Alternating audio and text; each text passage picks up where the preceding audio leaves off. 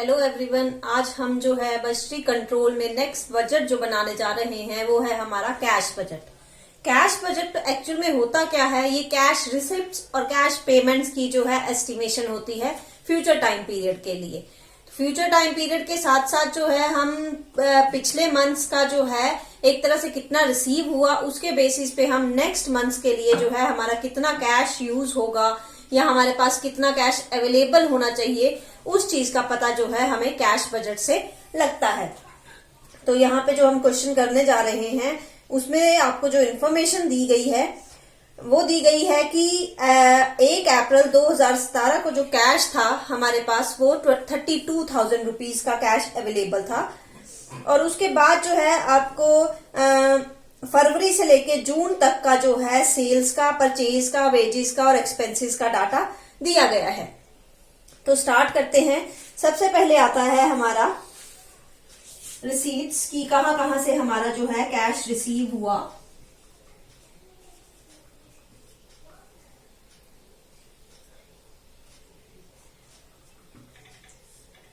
Receipts हमारी कहां से आई, तो सबसे पहले हमारा ओपनिंग कैश था हमारे पास, ओपनिंग कैश इन हैंड।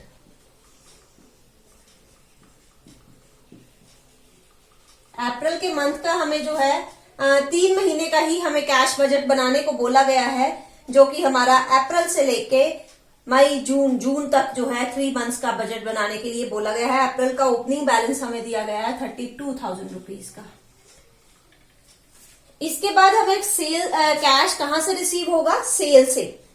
तो सेल्स में जो है सेल्स के रिगार्डिंग एक फर्दर इंफॉर्मेशन दी गई है। 25% off sale is for cash, कि जो सेल जितनी टोटल है उसका 25% जो सेल्स का था वो हमारा कैश है, कैश में रिसीव हो रहा है। मतलब जिस मंथ हमने सेल की उसी मंथ जो है हमें 25% वो रिसीव हो जाएगा। और and the period of credit allowed to customer for credit sale is 1 month. और जो क्रेडिट सेल है मींस 25% कैश सेल थी आपकी, तो 75% जो है आपकी क्रेडिट सेल, उधार की सेल है। और उस उधार को पे करने के लिए जो है कस्टमर को जो है 1 महीने का टाइम पीरियड जो है दिया जाता है। यानी जो अप्रैल की आपकी उधार की सेल होगी उसकी जो पेमेंट मिलेगी हमें वो मई में मिलेगी। जो मई की उधार की सेल 75% होगी उसकी पेमेंट हमें जून में मिलेगी और जून वाले की जुलाई में मिलेगी। तो सबसे पहले हम सिर्फ कैश सेल्स लिखते हैं, receive from cash sales. Cash sale जो है सिर्फ आपकी 25% है। 25% मीन्स अप्रैल की जितनी भी सेल होगी उसका 25% अप्रैल में ही मिल जाएगा। तो अप्रैल की सेल्स दी है आपको 96,000 रुपीज की, और 96,000 का 25% जो आएगा वो आएगा आपका 24,000। मई की सेल दी है आपको 1 लाख रुपए की, 1 लाख का 25% जो कि कैश सेल है 25,000। और जून की सेल है आपकी 1,20,000 की, तो उसका 25% जो है वो 30,000। ये मैं आपको ब्रैकेट में लिख के बता देती हूं कि कैसे आया है। जैसे आपकी अप्रैल की सेल है 96,000 की, उसका सिर्फ हमने 25% हमें कैश में रिसीव हुआ है। मई की सेल है हमारी 1 लाख रुपए की, उसका सिर्फ 25% जो है वो कैश सेल्स है। और जून की है हमारी 1,20,000 की, उसका 25% जो है हमारी कैश सेल्स है।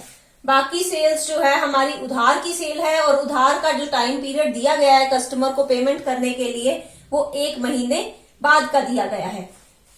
तो कैश रिलीज फ्रॉम डेटर्स,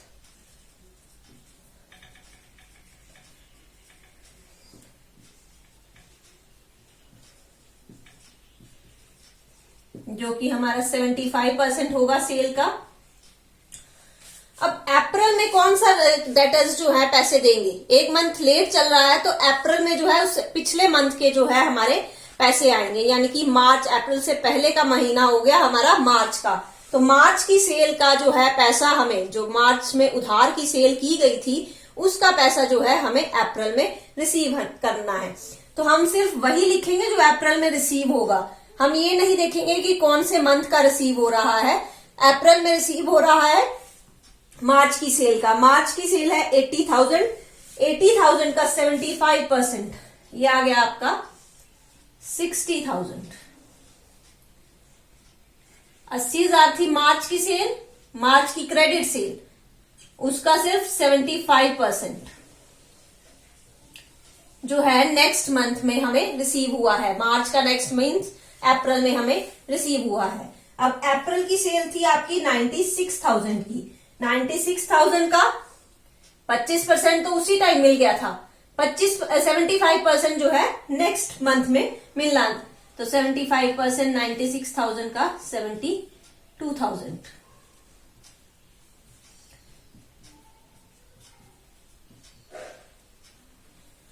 और मई की उधार की सेल कितनी थी? मई की टोटल सेल 1 लाख की थी। 1 लाख का 25% हमें उसी टाइम मिल गया था, लेकिन 1 लाख का 75% जो है वो नेक्स्ट मंथ में मिलेगा, यानी कि 75,000 रुपीज।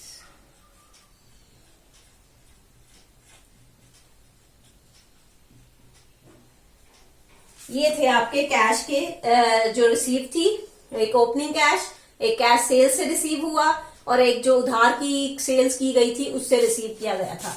तो इसका हम टोटल कर देंगे। अभी सिर्फ आप जो है अप्रैल के महीने का टोटल करेंगे। क्यों? क्योंकि अभी मई और जून का ओपनिंग कैश जो है हमारे पास अवेलेबल नहीं है। वो कहां से आएगा? जब अप्रैल के मंथ क्लोज हो जाएगा तो जितना भी कैश बचेगा वो हम नेक्स्ट मई में जो है, नेक्स्ट मंथ में जो है ट्रांसफर कर देंगे। तो इसका टोटल किया, ये आ गया आपका 1,16,000 का। इसको हम ए से डिनोट कर देंगे। ये थे रिसीव्स। अब हम लिखेंगे पेमेंट्स।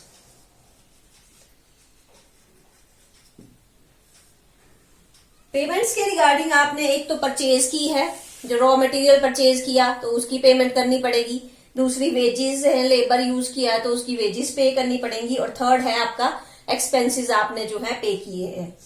तो परचेजेस के रिगार्डिंग जो रॉ मटेरियल परचेज किया गया है उसके रिगार्डिंग जो अदर इंफॉर्मेशन दी गई है उसमें बोला गया है period of credit allowed by supplier is 2 month, कि हमने जो परचेज की है रॉ मटेरियल की वो उधार में की है और उसकी पेमेंट हम 2 महीने बाद जो है करते हैं। परचेजेस का जो टाइम पीरियड हमें दिया गया है, जो पेमेंट करने के लिए उधार जो परचेज की थी उसके लिए 2 मंथ का क्रेडिट पीरियड जो है मिला है। यानी कि अप्रैल में जो हम पेमेंट करेंगे वो 2 महीने पुरानी पेमेंट, यानी कि फरवरी की पेमेंट जो है हमारी अप्रैल में, 2 महीने अप्रैल से पहले हो गए आपके फरवरी और मार्च के। फरवरी की पेमेंट जो है आपकी अप्रैल में आएगी, मार्च की पेमेंट आपकी मई में आएगी और अप्रैल की पेमेंट जो है जून में आएगी। 2 मंथ आपने लेट जो है पेमेंट की है परचेजेस के रिगार्डिंग, तो 2 मंथ पुरानी जो अमाउंट होगा वो हम जो है लिखेंगे। यानी कि जो रॉ मटेरियल परचेजेस है उसकी पेमेंट के लिए जो क्रेडिटर को पेमेंट की गई है, पेड टू क्रेडिटर्स,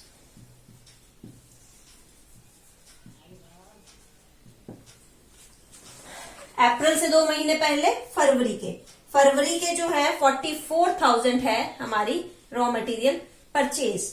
उसके बाद नेक्स्ट मंथ आया हमारा मार्च का, तो मार्च की 2 महीने लेट, यानी कि मार्च और अप्रैल में नहीं की गई, मई में की गई। 56,000 की पेमेंट जो है हमने की। और जून में जो पेमेंट आएगी वो अप्रैल के परचेजेस की आएगी 60,000 की। अब 60,000 की जो है ये जून से 2 महीने पहले की पेमेंट थी, यानी कि अप्रैल की। और वेजेस के रिगार्डिंग बोला गया है delay in payment of wages and expenses is 1 month, कि वेजेस और एक्सपेंसेस की जो पेमेंट की गई है वो 1 महीने जो है लेट की गई है। यानी कि अप्रैल में कौन से मंथ की पेमेंट होगी? मार्च की जब आप वेजेस आपने यूज किए, लेबर यूज किया या एक्सपेंसेस किए, तो उसकी पेमेंट उस टाइम नहीं की, 1 महीने बाद की है, यानी कि अप्रैल में की गई है। तो वेजेस हैं अप्रैल के 9,000, मई में अप्रैल के आ जाएंगे, ये भी 9,000 है, और ये आपके 11,000 के। एक मंथ लेट जो है वो पेमेंट की गई है। इसी तरह एक्सपेंसेस जो है वो 6,000, ये मार्च के हैं, ये अप्रैल के हैं, अप्रैल के अगले महीने मई में, और मई के जो है वो जून में 9,000 की वेजेस की पेमेंट, लेबर एक्सपेंसेस की पेमेंट की गई है। इसके अलावा एक चीज और दी गई है इंफॉर्मेशन में कि income tax of ₹28,000 to be paid in June. Income tax pay किया गया है 28,000 का जून में। ये सिर्फ जून में आएगा क्योंकि आपको स्पेसिफिक मंथ दिया गया है कि 28,000 की पेमेंट जो है की गई है। इसके अलावा कोई आपके एक्सपेंसेस नहीं है, तो इसका हम टोटल कर देंगे। इसको 20 से डोनेट जो है कर देते हैं। ये आ गया आपका टोटल 59,000। इसमें इधर भी टोटल कर सकते हैं हम, क्योंकि यहाँ पे कोई और कॉलम नहीं आना है, कोई और अमाउंट नहीं आना है। 72,000 का और 1,08,000 का। अब क्लोजिंग बैलेंस ऑफ कैश।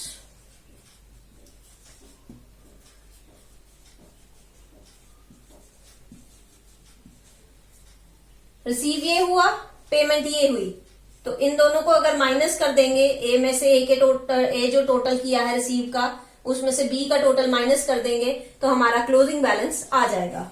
तो 1,16,000 में से 59,000 गए तो आपके आ गए 57,000। अब जो अप्रैल का क्लोजिंग बैलेंस है वो आपका मई का ओपनिंग बैलेंस बन जाएगा। यहां पे जो है हम उसको लिख देंगे 57,000। अब इधर का टोटल कर सकते हैं हम, क्योंकि ये कॉलम हमारा कंप्लीट हो गया है। 1,54,000 ये रिसीव हुए, ये पेमेंट हुई 72,000 की। तो क्लोजिंग बैलेंस ए में से बी माइनस किया तो ये आ गया हमारा 82,000 का।